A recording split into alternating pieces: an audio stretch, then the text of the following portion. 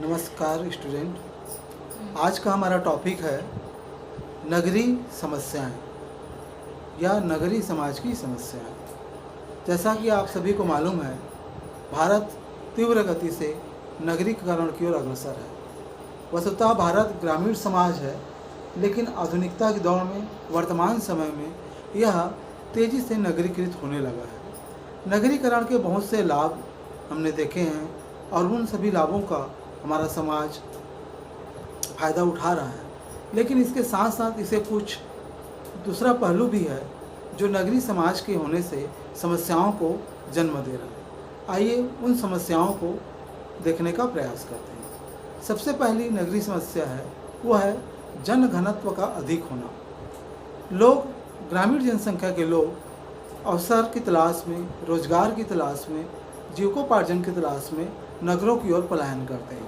फलस्वरूप नगरीय जनसंख्या तेज़ी से बढ़ने लगती है और वहाँ पर जनघनत्व अधिक हो जाता है, भीड़ भाड़ अधिक हो जाता है और अधिक से अधिक लोग वहाँ पर जमा होना शुरू होते हैं। दूसरी समस्या है वो है आवास की समस्या।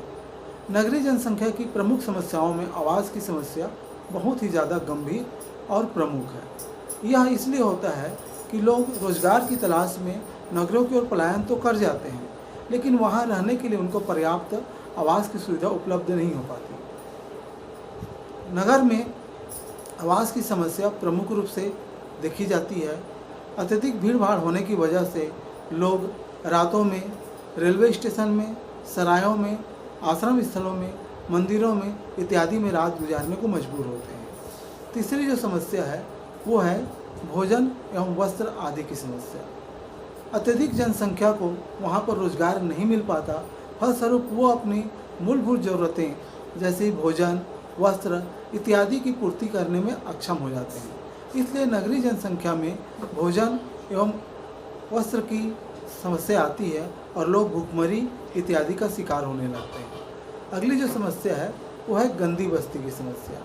नगरीय जनसंख्या के अत्यधिक बढ़ने के कारण नगर में आवास की समस्या जो पनपती है, उस आवास की समस्या के कारण लोग गंदी बस्ती या झुग्गी झोपड़ी में रहने को मजबूर होते हैं। भारत में मुंबई में सबसे ज़्यादा गंदी बस्तियां हैं, जिसे एशिया में सर्वाधिक गंदी बस्ती माना जाता है। यहाँ गंदी बस्तियां छोटी छोटी झोपड़ियों के माध्यम से बनी हुई हैं और उन छोटी छोटी झोपड़ियों में न तो पर्याप्त हवा आती है, न वहाँ विद्युत की सुविधा उपलब्ध है और न ही पानी की सुविधा उपलब्ध है। छोटे छोटे मकानों में 15 से 20 लोग एक साथ रहने को मजबूर होते हैं।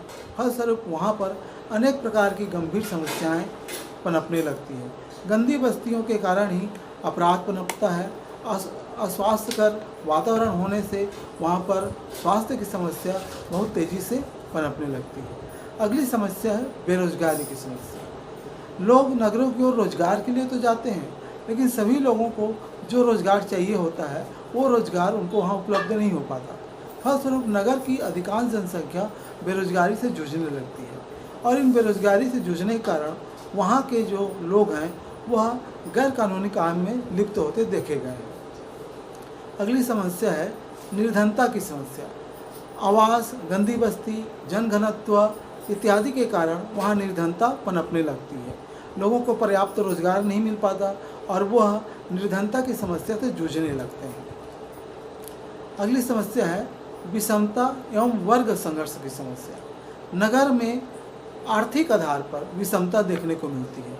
कुछ वर्ग ऐसे होते हैं जो धनाढ्य होते हैं, धनी होते हैं, और कुछ वर्ग ऐसे होते हैं जो गरीब होते हैं और श्रमिक वर्ग से होते हैं। ऐसे लोगों में वर्ग संघर्ष की भावना जो है वो पनपने लगती है। फलस्वरूप नगर में दो वर्ग प्रमुख रूप से देखे जाते हैं, एक धनी वर्ग, दूसरा निम्न या मध्यम वर्ग। इन दोनों वर्गों में आपस में वैमनस्य की स्थिति निर्मित होने लगती है। अगली समस्या के रूप में हम देखते हैं वो है युवा असंतोष व तनाव की समस्या। नगर में प्राथमिक संबंधों का अभाव होता है। लोग अपनी ज़रूरत के हिसाब से लोगों से मिलते हैं, उनसे संबंध बनाते हैं, उसके बाद संबंध तोड़कर चले जाते हैं। फलस्वरूप यहाँ पर तनाव की समस्या, एकांकीपन की समस्या और युवा असंतोष की समस्या पनपती है। युवा असंतोष वह समस्या है जो युवा अपना योग्यता और दक्षता के अनुसार कार्य करना चाहते हैं, रोजगार चाहते हैं, उनको अपनी योग्यता के अनुसार रोजगार नहीं मिल पाता, फलस्वरूप उसमें असंतोष पैदा होता है और इस असंतोष के कारण वो डिप्रेशन या तनाव के शिकार होने लगते हैं।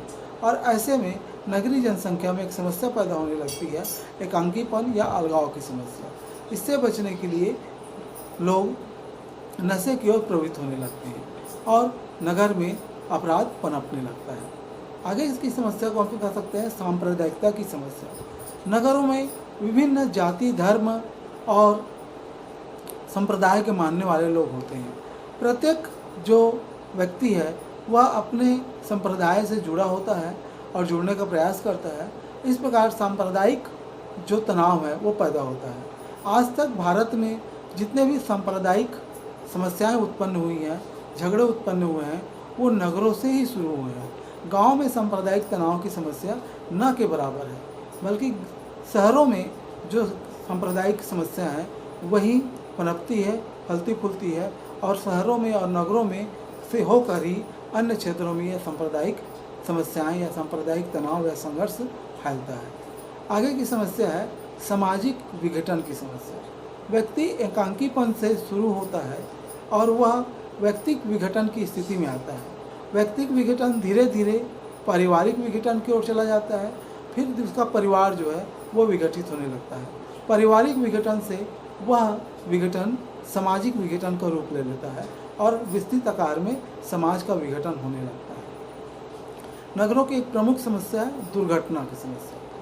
नगरों में अत्यधिक जनसंख्या होने के कारण, यातायात के साधनों में अत्यधिक वृद्धि होने के कारण, यातायात के नियमों का पालन न करने के कारण और यातायात के अत्यधिक हो जाने के कारण लोग दुर्घटना का शिकार होते हैं।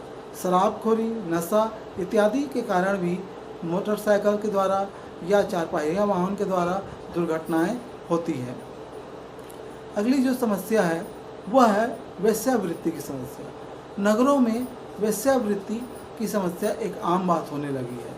बहुत से इस तरह के गिरोह होते हैं जो इस समस्या को पैदा करते हैं और वह सभी वेश्यावृत्ति की समस्या को पैदा करते हैं। वेश्यावृत्ति समस्या भारत की नगरों की एक प्रमुख और गंभीर समस्या है। इस समस्या का समाधान सरकार कर रही है और इसे गैर कानूनी घोषित किया गया है। इसके बावजूद भी यहाँ पर भारतीय नगरों में वेश्यावृत्ति की समस्या देखने को मिलती है। आगे जो समस्या है वह समस्या है बाल अपराधियों की समस्या। गंदी बस्ती होने के कारण नगरों में बाल अपराध बढ़ने लगता है। बालकों के द्वारा या छोटे छोटे बच्चों के द्वारा जो अपराध किए जाते हैं वो बाल अपराध की श्रेणी में आते हैं। गंदी बस्ती से जुड़े हुए लोग इस तरह के अपराधों में ज़्यादा लिप्त देखे गए हैं। अगली जो समस्या है नगर की वह समस्या है पर्यावरण प्रदूषण की समस्या। अत्यधिक जनसंख्या होने के कारण, यातायात के साधनों की बहुलता के कारण, नगरों में आवास की सुविधा को उपलब्ध कराने के कारण हरे भरे पेड़ों को काटा जाता है। इसके कारण वहाँ पर पर्यावरण की समस्या उत्पन्न हो जाती है। पर्यावरण की समस्या अत्यधिक ध्वनि के कारण भी होती है। ध्वनि प्रदूषण, स्थल प्रदूषण, जल प्रदूषण और प्रमुख रूप से भी वायु प्रदूषण।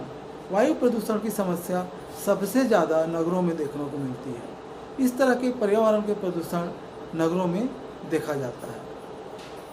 इसके साथ ही साथ नगरों में और भी बहुत सारी समस्या हैं।